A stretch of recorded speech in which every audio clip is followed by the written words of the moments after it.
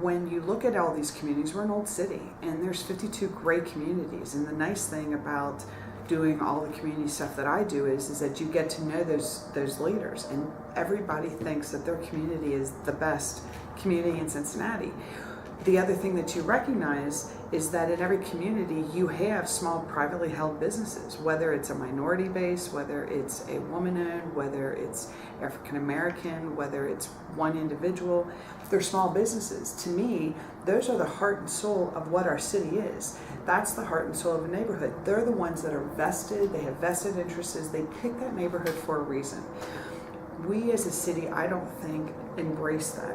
I can tell you that when they say they're doing us a favor, it costs us money. I know that specifically having my strengths on the west side, I look at the South Fairmount area and the whole MSD project. Well, the city went ahead and eminent domained all of that area. For those who are familiar with it, going up Queen City and Harrison Avenue, it cleaned it up and it looks really pretty, but you decimated a community. You totally displaced those South Fairmount people. And there are a lot of West Siders that grew up from down there that were absolutely devastated that their home was torn down, that they didn't have a choice.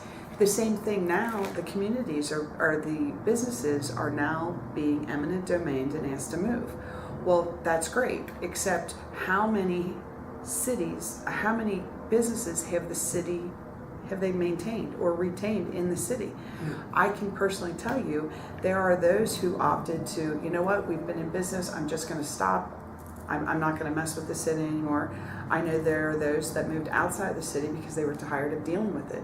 And there are those that are still waiting because the city told them 2 years ago that they would help relocate them in the city. They're still waiting for that assistance.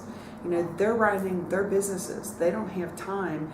They weren't planning on moving. They don't have time to go find that and get the relocation all set up. The city was supposed to do that. So the mere fact that that hasn't happened is a grave concern to me, that they really don't care about the small guy.